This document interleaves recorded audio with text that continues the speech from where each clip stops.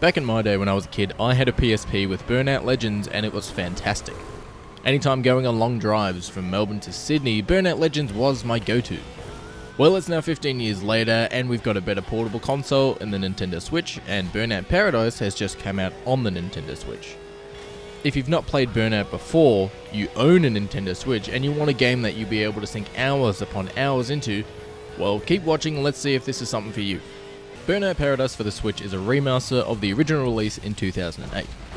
Now, the Burnout series is different from any other street-styled racer like, well, Need for Speed. You'll be racing on the street, but you'll be able to smash competitors into walls, other vehicles and general obstructions and wipe them out. This is the staple of Burnout, and it doesn't matter whether you've smashed your first opponent, or whether you've smashed your 100th opponent. These slow motion crashes are as gnarly as the Final Destination freeway scene. Probably goes without saying, but this is an arcade racing game. If you're getting this expecting a simulator game, you're going to have as much of a bad time as you are going into a new Michael Bay film expecting to be entertained. You'll race around Paradise City and level up your driver's license as you complete races. The more you level up your license, the more cars you unlock, and so on. Some cars you'll even unlock by crashing into them and sending them into the junkyard and the drivers to the damn cemetery. You'll flat out murder the driver and steal their car. Like, look at this one. The doors are open, the driver is gone, he or she has fallen out and they're dead. But man, this game is cool. Burnout Paradise is an open world, hectic arcade, I cannot stress this enough, arcade racing game where you compete in standard races like going from point A to point B, but you'll also have different yet somewhat barbaric races. They seem like a mixture of vehicle manslaughter and bumper cars. It's actually really entertaining. In some races you'll be assigned with wiping out an assigned amount of drivers before they finish their race. You'll also have the tables turned where you need to make it to point A to point B while avoiding cars that are trying to wipe you out. Speaking of wiping out, depending on what vehicle you've picked will depend on how many times you'll be able to crash that vehicle before you're flat out of the race. It's a bit of a forgiving system, thankfully, which helps new players learn some of the fundamental mechanics of Burnout Paradise. Some cars will have more strength to be able to withstand attacks, but they'll be slower or harder to steer. There'll also be trade-offs like a faster car will be weaker and prone to crashing easily, but it'll also have a better boost mode, which is basically NOS. Speaking of vehicles, there are no real vehicles in Burnout Paradise, as you probably already know as this game is 10 years old, but screw it, I'm here to bring you the facts. You won't be driving around in the same Mitsubishi Lancer you owned in your Wonder Years as you drove up and down Chapel Street, but you'll be driving in game fake cars, and there are over 150 vehicles. Sort of like the cars you get in Grand Theft Auto. There's classic muscle cars, generic imported cars that look like they've been pulled straight out of the Fast and Furious, and even iconic movie cars that have been fakeified. Is that a word? Well, it is now. Iconic movie cars that aren't the movie cars. There is a rip-off DeLorean, and when you click in the left thumbstick, the wheels will fold in and the car will start flying just like in Back to the Future Part 2.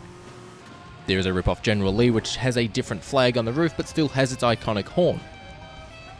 Finally, there's also the Ecto-F***ing-1 from Ghostbusters. It is not fast, but it is a tank and can deal and take loads of damage. You drive into junkyards to change your vehicles, repair shops to repair your vehicle to 100%, spray paint shops to quickly change the colour of your ride, or gas stations to instantly refill your boost gauge. Burnout Paradise is a fantastic remaster on the Switch. This remaster is fully optimised for the Switch with 60 frames per second and some touch controls too. With this Switch in its stock mode, you'll be running at 900p and it looks pretty damn good too.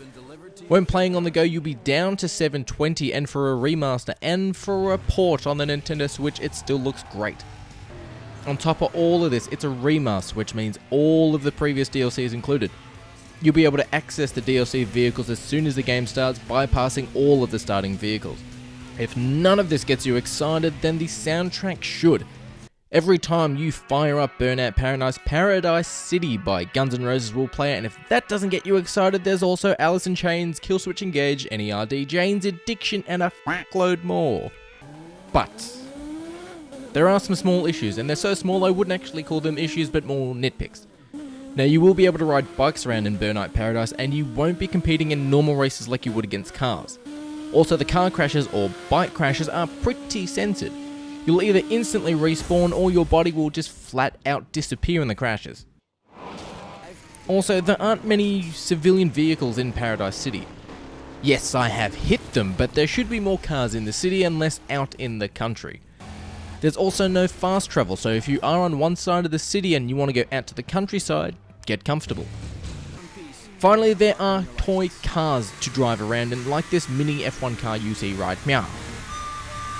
And seeing this is a Switch port, why didn't we get any Mario Kart vehicles? We've gotten Zelda skins in Skyrim, we should have gotten Mario in Burnout Paradise. I mean, it makes sense. Burnout Paradise is an insane, over-the-top arcade chaos racing game. It's a modern Mad Max setting where you'll be running your opponents flat up off the road and murdering them.